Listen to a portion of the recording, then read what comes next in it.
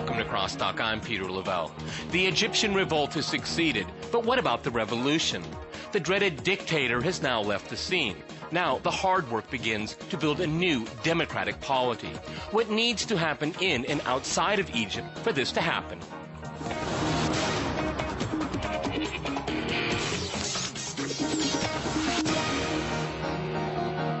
To discuss Egypt's path, I'm joined by John Guardiano in Washington. He's a writer and analyst. In Dubai, we have Taufiq Rahim. He is a visiting fellow at the Dubai School of Government. And in Seattle, we cross to Ramzi Baroud. He is the editor-in-chief of the Palestine Chronicle and another member of our CrossTalk team, Yael Nahanga. All right, gentlemen, this is CrossTalk. You've all been around before and you know the rules. So, Ramzi in Seattle, if I can go to you first. As we sit down, all of us, the Constitution in Egypt has been suspended. Parliament has been dissolved. A referendum will be held, we don't know, presumably before elections in 6 months' time. Is Egypt, its government, its military government, and its protesters, can they do that in 6 months? Because the reason why I ask this question is that for all of my life, at least, we've been told that Arab people can't rule themselves. They need a dictator. They need a strong man. So we have a country that has an awesome task ahead of it. How do you think it's going to play out? You know, of course, it's not going to be easy, Peter, but considering the fact that the Egyptian people have overthrown an entrenched and rootedly corrupt and oppressive regime in the matter of 18 days, I think they are more than capable of holding fair and democratic and transparent elections in the matter of 6 months. I think it's very much possible. The challenge here is whether the leftover of the regime in Egypt, and I am sure that there are still many of them out there trying to manage this crisis and preserve whatever they can preserve from their old status, and outside forces, particularly in the West, particularly in Washington and Tel Aviv and elsewhere in the Arab area, will allow them to in fact express and carry out a truly democratic experience. I think these are the main challenges that Egyptians, I am sure, are very much aware of. John, if I can go to you right now, the president is the military in Egypt. At least maybe their forces in Washington are probably relieved by this, and in Tel Aviv, and we'll talk about the Israeli angle later. But the military is in charge, and the U.S. has had such a cozy relationship with the military. I mean, is that one thing that the Americans can be happy about, because at least they know a lot of these generals. I mean, they've been working hand in hand together for 30 years. Plus, Egypt is the second highest recipient of aid from the Americans. So, I mean, they know all the names, all the faces, don't they? No, I agree with Taufiq. The Egyptian people really have demonstrated to the world and to themselves a remarkable resiliency, a remarkable belief in representative government, and they've been an inspiration really to themselves and to the world. So I'm heartened by what we've seen, and I think moving forward we all ought to be heartened. You know, President Kennedy went to the Berlin Wall in 1961 and said, "Ich bin ein Berliner," we are all Berliners. I think today we're all Egyptians. And so the question moving forward is, how can the international community, how can the West, how can the United States assist the Egyptian people to make the transition toward a more democratic government? So I'm not worried about outside intervention, quite the opposite. The Egyptian people, the Egyptian government, the Egyptian military need an awful lot of technical expertise and wherewithal to help build the type of liberal democratic institutions, the rule of law, a representative government that will allow them to have an enduring, stable, long-lasting, successful democracy. Well, I don't know if a lot of Egyptians would feel that way, and I don't think a lot of people in the Arab Middle East would feel that way. I'd like to quote something from the New York Times about what was going on in Washington. Quote, "The White House and the State Department were already discussing setting aside new funds to bolster the rise of secular political parties." Taufiq, if I can go to you, I mean, why doesn't the United States just maybe after 30 years leave Egypt alone? And I think there's a lot of that same attitude is echoed through the Arab Middle East. Let me answer that question. No, I'd like to go to Taufiq on that one first. I'll go back to you, okay? Taufiq, go ahead, because does the Middle East need more intervention, or does it need less intervention from the outside? No, I mean, I think quite obviously it needs less intervention. At the same time, the U.S. is involved, is still giving $1.5 billion of aid to the Egyptian military, is still involved in countries around the region, particularly in the Gulf. And I don't think that it sees itself extricating itself, or that even the overthrow of Mubarak has necessarily meant the end of U.S. intervention. At the same time, the next 1 or 2 years will be a telltale sign in the direction of American foreign policy. If Obama seeks to replicate the past 30 years and try and pick and choose Egyptian leaders, I think, quite honestly, it's going to backfire. Right now, the Egyptian people are not anti-U.S. They're not against the United States in general. But if the U.S. pursues an interventionist policy, not only is the outcome going to be, I think, the opposite of what they pursue, but they're going to have a heavily anti-American sentiment redominate the region. Okay, John, if I can go to you, and I'd like to quote something. I'd like to finish up the quote here. Also in the New York Times, quote, Mr. Obama promised whatever assistance is necessary to pursue a credible transition to democracy. Why should the United States define what a credible transition is to democracy in Egypt, considering the American record of backing up dictators until the very last second? Okay, what kind of credibility? Peter, the United States isn't trying to define hypocrisy. what a credible democratic John. outcome is in Egypt. Go ahead. Right. The United States isn't trying to define what a credible democratic outcome is in Egypt. You've misstated the issue. What we are trying to do is help the Egyptian people themselves. I'm quoting a newspaper article that's transition. quoting the President of the United States. I'm not, this is not my interpretation. It is the President of the United States' interpretation. We really don't have to. Go ahead. I wouldn't worry about whether the Obama administration or President Obama is going to be too interventionist. That's the wrong question. In fact, quite the opposite. President Obama went to West Point in 2009, and he told the West Point cadets, he told the United States, he told the world, the country I'm most interested in building is my own. So he really would prefer not to deal with the rest of the world. He really would prefer not to deal with Egypt at all. But the reality is, as you mentioned, we work very closely with the Egyptian military. We work very closely with some Egyptian civil society elements. The United States is a world leader, whether we care to admit that or not. So the reality is the United States is going to have influence. We do have influence in Egypt. The question is, how can we exercise that influence to help the Egyptian people themselves make the transition to democracy? The military is the key institution here. We've had Egyptian generals, Egyptian officers train in the U.S., attend some of our military academies for at least the past 2 decades. We have very close relations with them. One reason this crisis didn't turn out badly and didn't become a bloodbath, in all candor, was because of those close relationships that we have with the U.S. military. They're in control right now. We need to work very closely with them to develop the sort of institutions and processes that will allow the Egyptian people to move toward liberal democracy. Ramsey, if I can go to you in Seattle here, I mean, there's... I am sure. Go ahead. I am sure, Peter, that if you ask most Egyptians, they would say to John and to such discourses, thanks, but no thanks. You have done enough damage for 30 years, and even prior to Hosni Mubarak being in power, the U.S. has interfered all in the wrong way in Egypt. Their main focus was to prop up the elites in order for them to maintain Egypt's neutrality in the Arab-Israeli conflict. They have succeeded in doing so. They wanted to appease and please the military and also sideline the military as well, and they have succeeded in doing so. Although the Egyptians are trying to make the focus... Let Ramsey let him finish, please. Ramsey, finish. Go ahead. But let me just finish. Let me finish.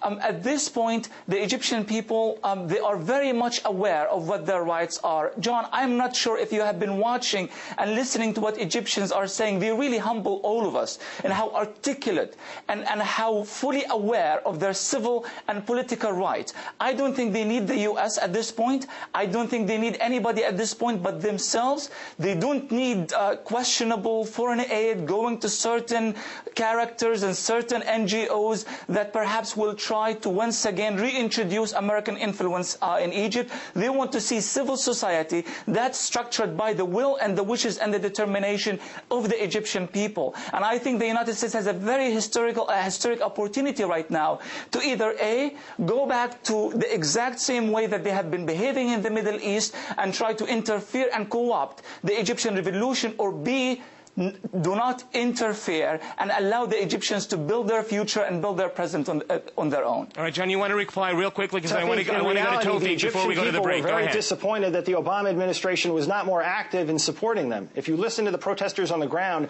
there was deep-seated discontent with the Obama administration and the fact that Obama had not voiced his support overtly and directly for the Egyptian people. Yeah, are you surprised by that, John? Want the United States to cut off $1.5 billion in military aid? Do they want us to cut off billions in economic aid? The answer would be no. So it's really a red herring, this question about whether the United States is involved. We are involved. That's a reality. We have to deal with it. The question is, how do we shape that involvement so that we don't dictate to the Egyptian people, which we absolutely shouldn't do? How do we help the Egyptian people make their own decisions? Nobody is trying to undermine the leadership of the United States and the fact that they have their own interests. Every country has the right to have interests and to defend those interests.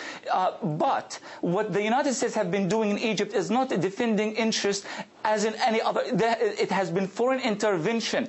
They have destabilized Egypt. They have co-opted the Egyptians. They have neutralized Egypt. Egypt has not been allowed to be a sovereign country for 3 decades. And this has got to end. And the Egyptian people are making it very clear that we are reclaiming our own sovereignty. The fact that the U.S. is a regional power, is an international power, that doesn't change anything. All right. I want to go to the region. I want to go to the region before we after the break. Taufiq, before we go to the break, how do you reflect upon the debate that we've been having here? I mean, does Egypt have the resources itself to do this? Because outside forces, for me, after 30 years, more than 30 years of bad experience, maybe we should try Plan B now. Go ahead.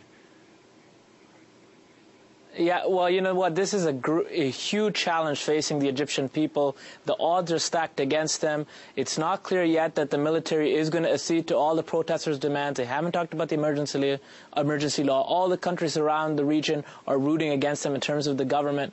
So I think having a discussion, as much as it is fun to have, about Obama and the U.S. is a red herring. There are a lot of challenges facing Egypt domestically. Let's talk about that. Let's talk about how to support the Egyptians from abroad on what they are trying to do. I think having a reflective discussion on the last 30 years of Obama is not going to make democracy happen. I'm going to jump in here. After a short break, we'll continue our discussion on Egypt's future. Stay with our team.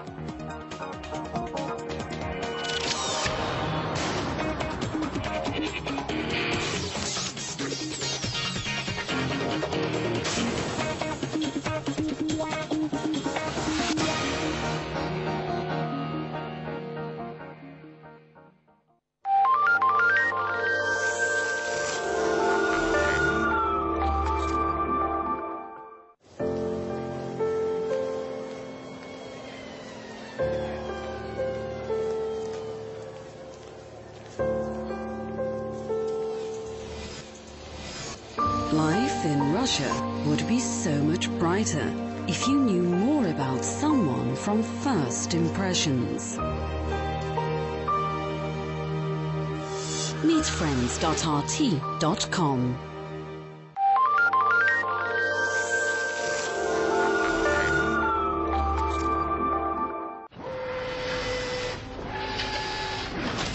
Welcome to the future, bringing you the latest in science and technology from around Russia. We've got the future covered.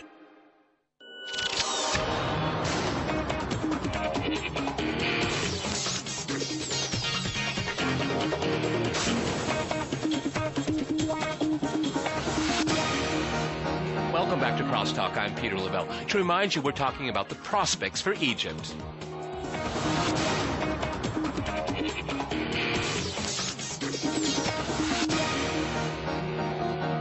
But first, let's see what Russians think about the mass demonstrations in North Africa. President Mubarak has gone. But what's next? After days of widespread protests and violence, the Egyptian leader was toppled. Mubarak's resignation has been greeted by demonstrators and welcomed by international leaders. The Public Opinion Foundation asked Russians what were the reasons of anti-government demonstrations in Egypt and Tunisia. 24% said citizens are not satisfied with government policy. 13% believe it's because of poverty and unemployment.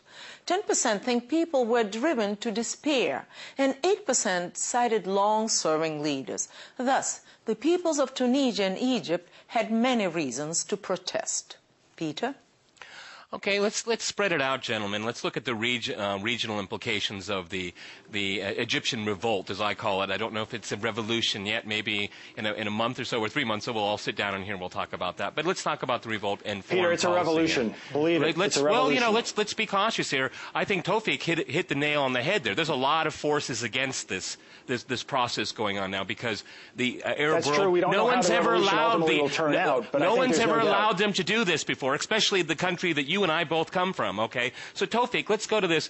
I mean, when the military has said that it's going to honor international obligations, okay, which is a code word for everybody, and it's the peace treaty, okay, with Israel. And probably for the moment it's probably not a bad idea, but because Egypt has to look internally first. But the Muslim Brotherhood has made it very clear that they want the entire population to vote on this. They want the public opinion on this. And okay, John, I'll back you up 100%. It will be a revolution if the people of Egypt are listened to and they have an influence in their foreign policy. Taufiq, what's the balancing act they have to do right now? Because Egypt needs to get its own internal house in order before it can start making a lot of moves on the international stage to start actually meeting its real weight in the Middle East, because it's been denied that for at least 30 years. Go ahead. Yeah, I mean, I think, look, the next 7 months or so will be instrumental until the September presidential elections. And the focus should be on building domestic institutions. Look, the Army made a statement today about certain actions it's going to take. It did not mention the emergency law. The Prime Minister, Ahmed Shafiq, appointed by Hosni Mubarak, is still in place. After the events that occurred in Tunisia, the demonstrators kept on demonstrating until the new military appointed government, in effect, acceded to the protesters' demands. So I don't think this fight is over yet. I think that we're going to see a few turf wars over the next few weeks, some pitch battles, maybe some more demonstrations. And I would advise anybody in Egypt that is looking to change their foreign policy, perhaps vis-a-vis Israel, to really wait. I don't think now is the time. I think it's going to be problematic if they do, and that's why you saw the military come out with a statement saying we're going to respect previous treaties. Look, a year from now, we'll sit back down, Taufiq, we'll have a different situation, but I think the next 7 or 8 months is about domestic policies. John, jump in. Go ahead. Taufiq, you're proving my point, though. The Egyptian military has been understandably cautious and slow on the dime in terms of moving the transition toward democracy. That underscores the reason the United States and the international community at large needs to retain an active involvement and an active interest in what happens in Egypt. If we leave Egypt to its own devices... Wait, John, there's a difference. There's a difference. A huge mistake. Sorry, if I could interject. A huge mistake. I could interject for 1 second. This is very belittling, if I could interject for 1 second, there's a difference between involvement and support.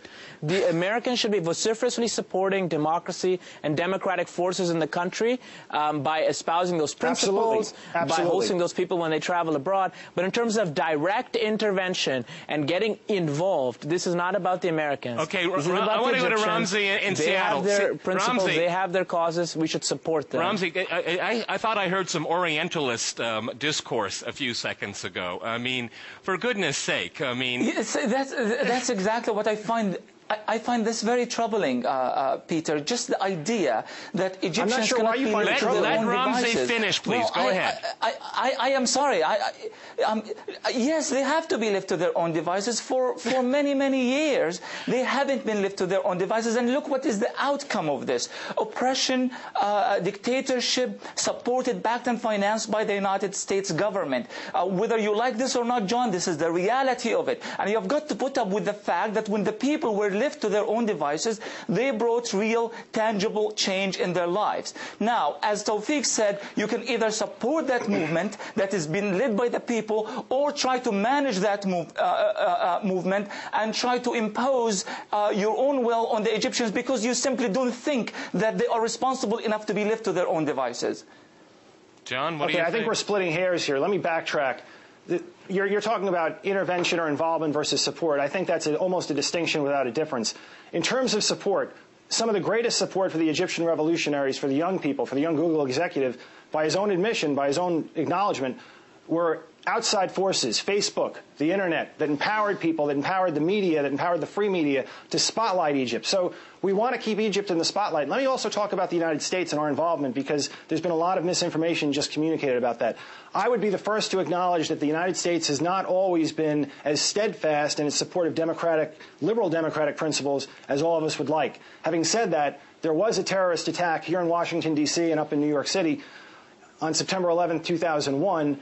Some of those terrorists, candidly, came from Egypt. And so the United States has had to make compromises. Yeah. One of those compromises, I mean, that has honestly, John, that has nothing to do with anything. I'm not even going to dignify that part of the conversation. All right, Taufiq, go ahead. Because I think what we saw with the revolt, again, I'm sorry, let me just interject here. I think what we saw with this revolt is that the whole discourse that Mubarak and his ilk were our great protectors is just pure rubbish right now. The way to fight Al-Qaeda, the way to fight terrorism is support democracy. I agree with that. That's what we should be doing.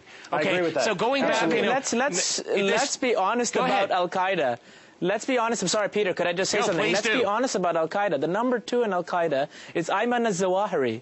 Ayman al-Zawahiri is from Egypt. He emerged from the regime of Mubarak. Exactly. His oppression, his exclusion in the political space led to the creation of more extremist elements. I mean, 9/11 happened, if you want to call it, under Mubarak's watch, not under the watch of the Muslim Brotherhood. I agree. Okay. I just want to make that clear. I don't even think 9/11 has anything to do with the conversation about building Egypt's democracy. I don't even think we should even bring that up. Democracy. No, I mean, it's always been the boogeyman. It's going to be the Muslim Brotherhood. It's going to be Al-Qaeda. It's going to be 9/11. All of these are the great excuses never to back the people in the Arab world. That's what it's been like. Can we stop that Peter, discourse? I agree with you. I think go the to you, concern please. about the Muslim Brotherhood, candidly, here in Washington has been overwrought. Well, the discourse in Washington is just rubbish. It's been rubbish for the last decade. Go ahead, Ramzi. You know, there is going to be a lot of talking about the Muslim Brotherhood, Peter, and it's already worrisome. Unfortunately, in American media and in American political discourse, any reference to any Islamic movement, Muslim politics, whenever it's part of a discussion, all are bearded men, all want the great Satan to be defeated in the Middle East and so forth and so on. They really need to kind of revisit this subject, because they got it all wrong. The Jama'ah Islamiyah is different from Al-Qaeda, is different from the Muslim Brotherhood. The Muslim Brotherhood have been around for since 1928.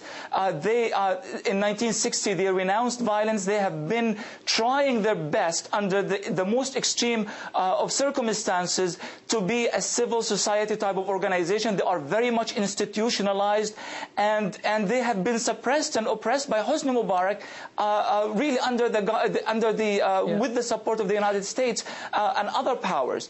This has got to change. The Muslim Brotherhood has got to become a mainstream organization, a political movement like every other movement. Ramzi, without this obsession it's very interesting. That we need to see. It's very interesting. In the upcoming elections, the only large organization in Egypt today that could actually help pull that off is the Muslim Brotherhood.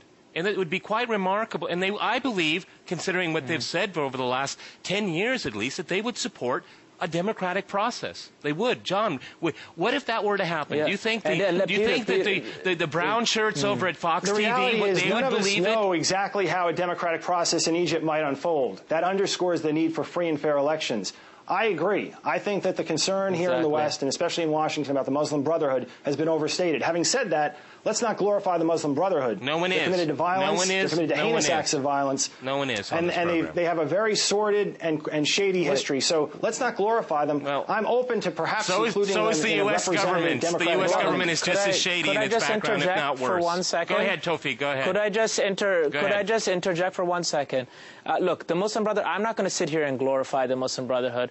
They don't have as much of a sordid history, I think, as John is pointing out, over the last 40 years, much less sordid than the regime regimes that have been in Egypt. But at the same time, I trust the Egyptian people in free and fair elections to hold the Muslim Brotherhood to account. If they don't deliver, if they renege on their provinces, you know, the beauty of a democracy is they get voted out. So at the end of the day, that's what's needed in Egypt. Not for us to sit here and evaluate the merits of the Muslim Brotherhood. There is a concern, a legitimate concern, that revolutions go awry. We saw that happen candidly with the Russian Revolution when it was hijacked in 1917. We saw that in 1979 in Tehran. So there's legitimate concern about where a revolution is headed. Of course. And so, again, it underscores the need for influential outside forces to help support liberal democratic elements within Egypt so that the revolution is not hijacked and it doesn't go awry. Okay, Ramsey, I want to go to you and give you the last word. We got about 40 seconds here. But what let's you're speed up. what you're describing, John, is a hijacking. Let's pretend it's 1 year from now. What kind of demonstration can Egypt and its people be an inspiration for the rest of the Arab world? Let's speed up 1 year. What's your prediction?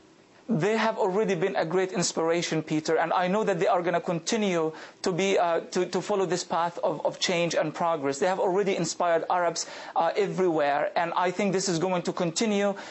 We are going to see real democracy in Egypt. I have no doubt about it. I believe in the Egyptian people, the ability to guard and guide the revolution until it translates to a real democracy, an encompassing, inclusive democracy that includes everybody. I love ending this program on a positive note because it rarely happens. Many thanks to my guests today in Washington, Dubai, and in Seattle. And thanks to our viewers for watching us here at RT. See you next time, and remember, CrossTalk rules.